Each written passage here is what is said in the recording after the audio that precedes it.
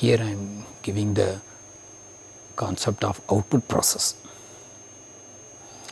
The arrival follows a Poisson process for the MM1 queue, and the service is exponentially distributed, which is independent of the arrival process, and customers leave the system.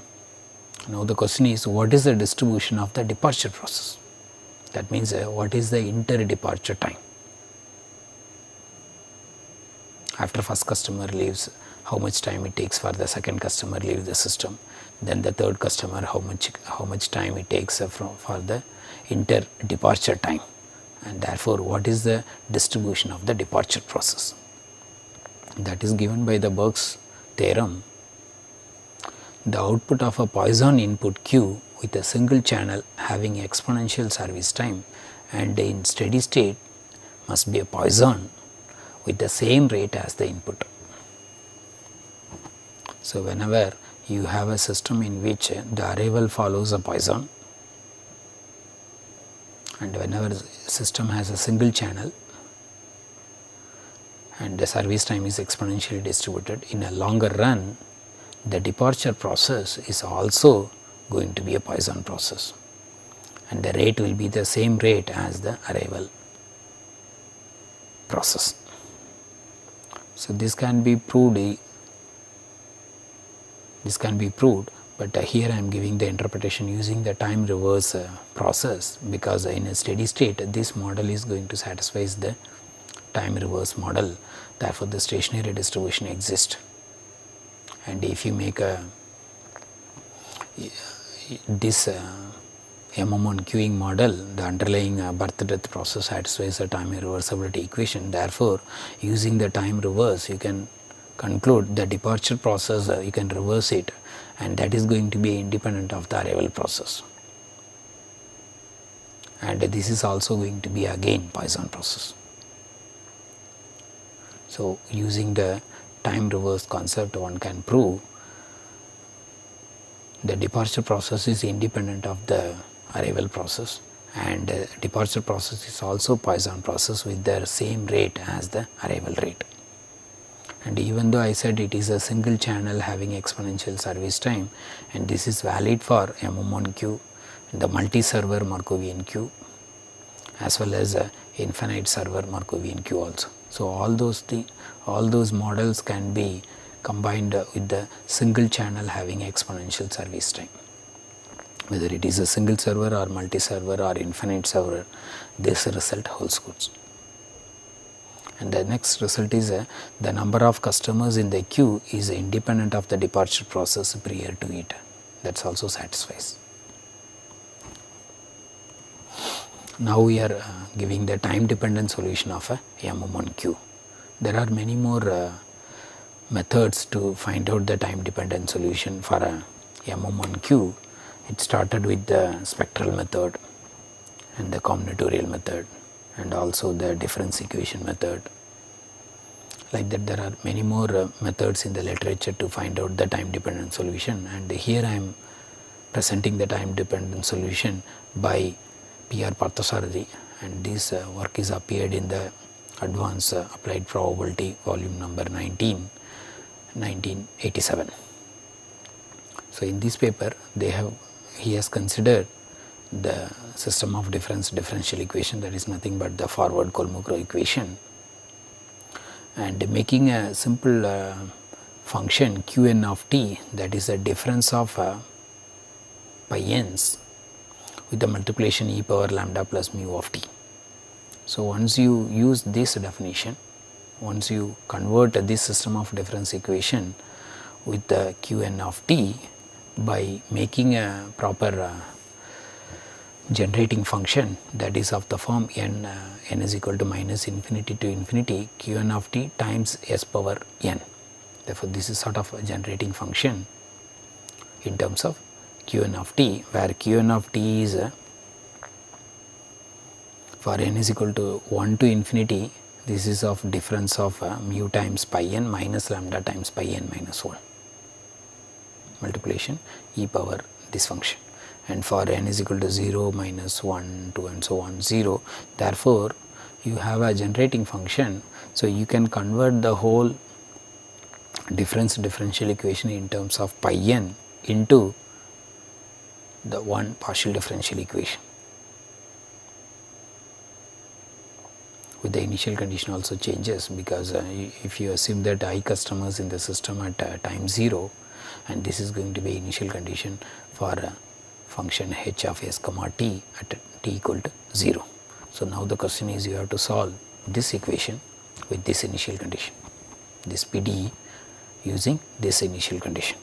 So, use the some identity of modified Bessel function, one can get the solution pi n of t in terms of pi naught, where pi naught you can get it in terms of q1, where all the qn's satisfies this equation, that is in terms of the modified Bessel function. So, one can see the complete solution in this paper, but here I am giving the very simple approach of getting the time dependent solution for the MM1Q by changing this system of differential equation into one PDE with the initial condition and solve that PDE and obtaining the pi n's and pi naught in terms of a modified Bessel function. Before I go to the summary, let me give the simulation of a MM1Q.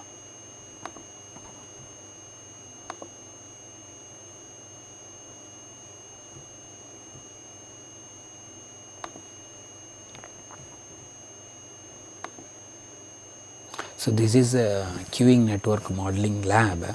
So, from in this queuing network modeling lab, one can simulate the queuing network models.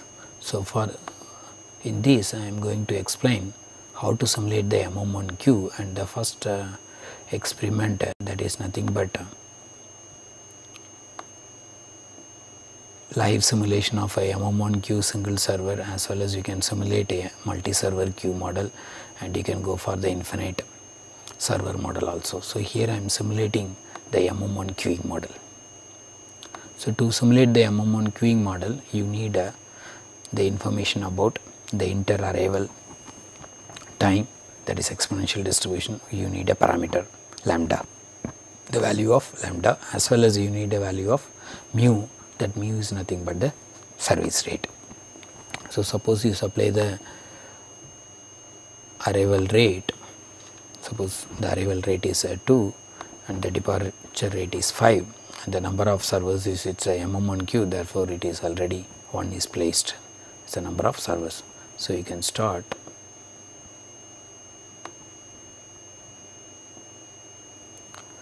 So, this is the way the system increases. So, this is the actual simulation, goes with the this is a time x axis and y is the number of customers in the system, and here the information is how many customers entered till this time, that is 15 customers entered and nobody is blocked because it is a MM1 queuing system. Therefore, all the customers who are entering, it will be queued, and how many customers are served during this time, and the number of customers in the orbit. This is nothing to do with the MM1 queue, this is for the retrial queues. And now how many customers are in the system at this time, and here this table gives the performance measures. The one we have calculated the average number of customers in the system, E of R, and the average number of customers in the queue, E of this is mean number of customers in the system, that is E of n, the mean number of customers in the queue, E of q, mean waiting time in the queue, that is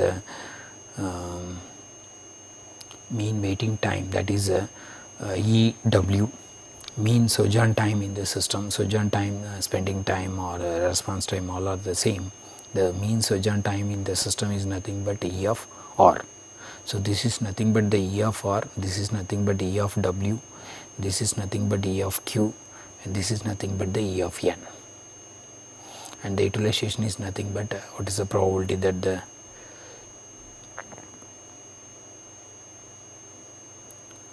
So, here I am giving the runtime, what is the average values till this time, and what is the result is going to be in a longer run, in a steady state.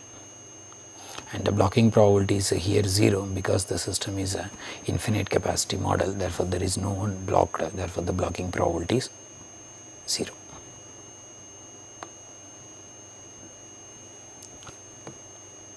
So this is the way we can reset, and you can give some other values and you can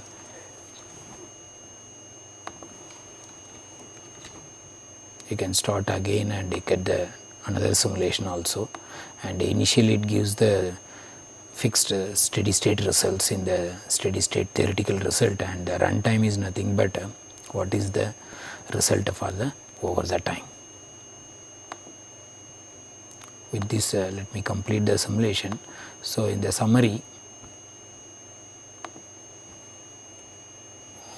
we have started with the Kendall notation, and the MM1Q is discussed. Stationary distribution, waiting time distribution, response time distribution is discussed for the MM1Q, and also the time dependent solution, and I have given the simulation of MM1Q also.